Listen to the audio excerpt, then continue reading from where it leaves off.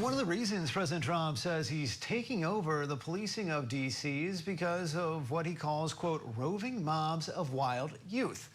U.S. Attorney for D.C. Jeanine Pirro echoed the president's remarks and explained that under current laws, she would have difficulty prosecuting those under 17 years old for crimes they are suspected of committing.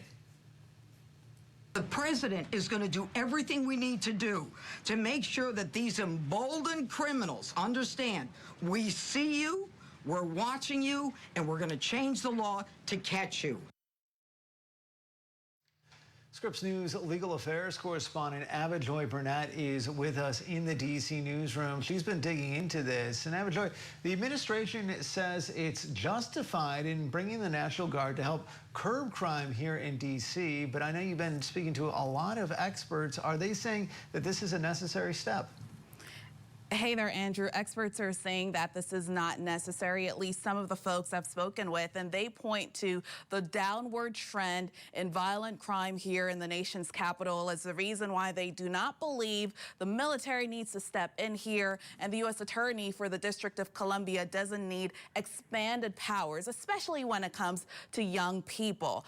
Remember, this is something that we've been digging into since that press conference yesterday with the President of the United States and other top officials, and we were able to get some data from the Metropolitan Police Department here in Washington, D.C., and they say violent crime is down about 26% so far this year when compared to the same time last year. But we also wanted to get some more specific details about youth violence and youth arrests, and there is a particular organization here, an independent government agency. It's known as the Criminal Justice Coordinating Council, and they collect data with regards to arrests of young people here in Washington, D.C. This independent agency, by the way, is made up of Democrats and Republicans. And I'm going to pull something up on the screen here for you so that you're able to see more details, more numbers with regards to the arrests here in Washington, D.C. when it comes to young people. In 2024, according to this independent agency, 496 young people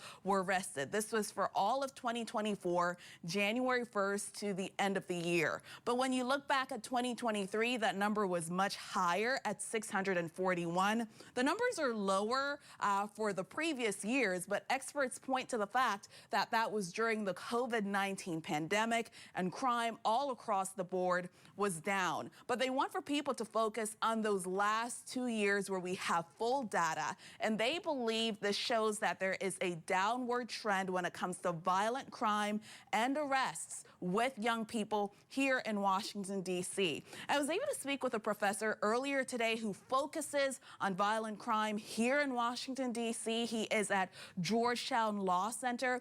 And take a listen to why he believes the U.S. Attorney for the District of Columbia, you just heard from her, he doesn't believe she needs expanded powers to be able to arrest more young people for more crime. Take a listen.